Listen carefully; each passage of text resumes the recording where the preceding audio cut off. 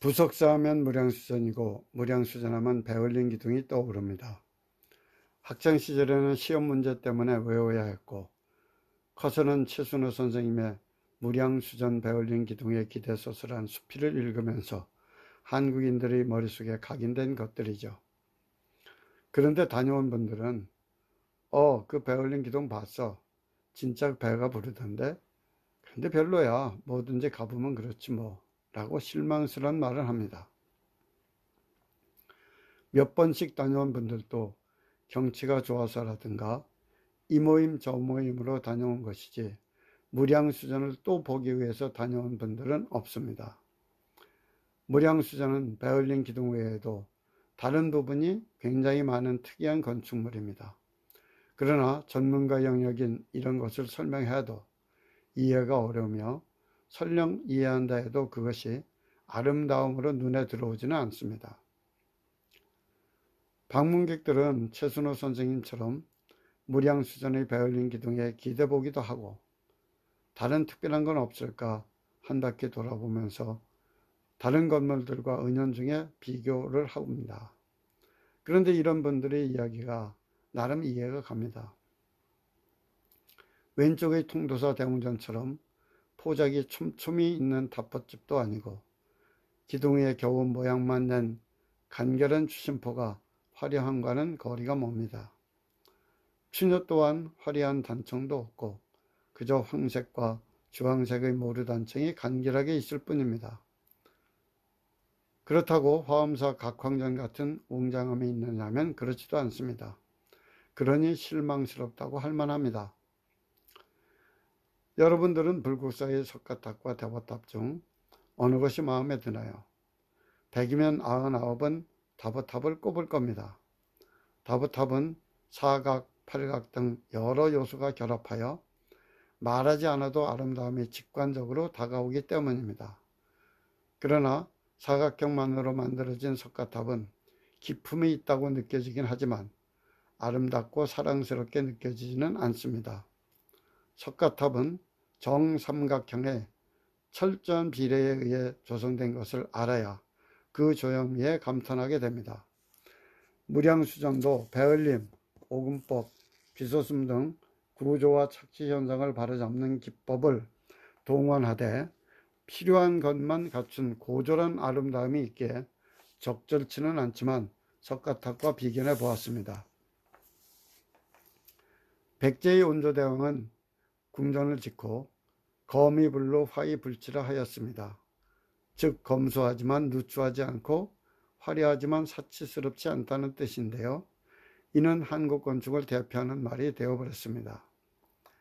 무량수전은 바로 온조대왕의 말과도 같다고 봅니다. 화장도 하지 않고 노리개도 없는 본연의 청초한 아름다움입니다.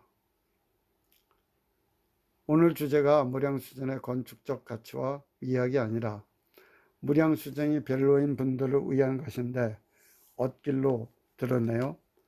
자, 본론으로 들어가 보죠.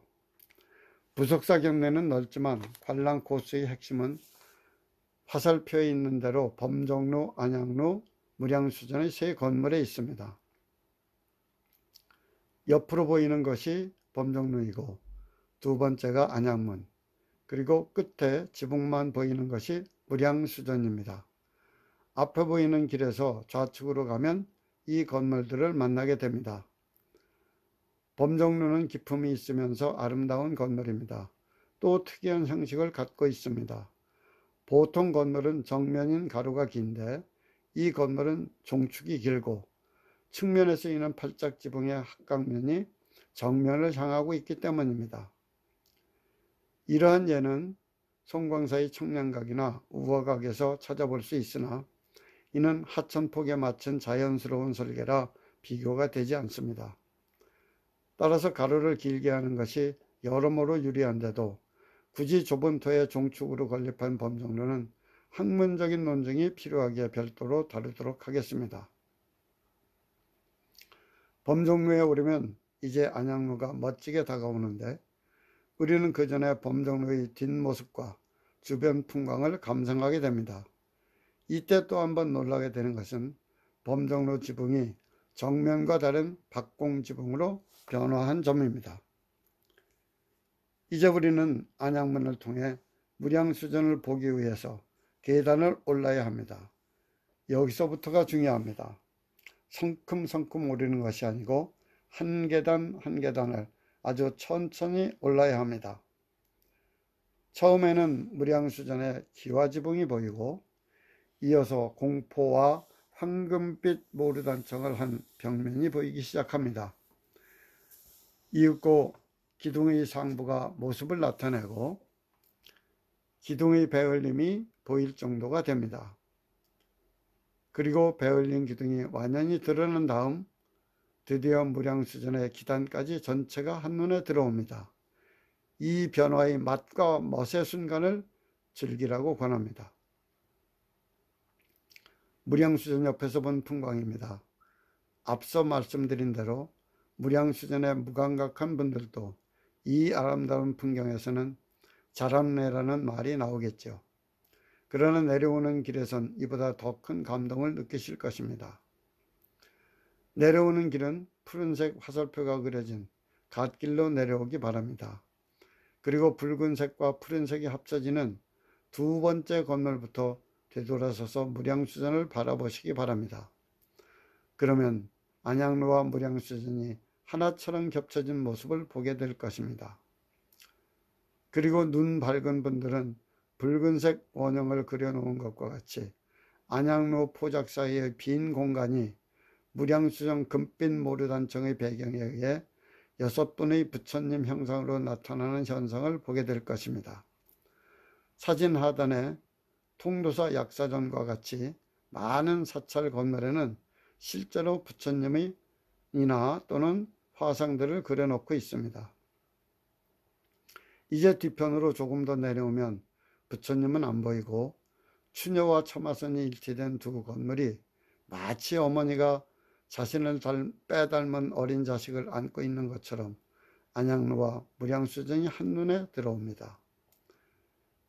이윽고 응양각 뒤편에 이르면 지금 사진과 같은 모습이 눈에 들어옵니다. 저는 크리스천입니다만 합일된 안양로와 무량수전에서 자유로운 어머니의 모습을 발견합니다. 그래서 부석사 무량수전에는 사랑하는 엄마가 있다란 제목을 붙였습니다. 이런 모습은 부석사가 아니면 볼 수가 없습니다. 무량수전에서 나를 사랑으로 보살피던 어머니를 발견한다면 부석사 탐방은 최고의 선물이 될 것입니다.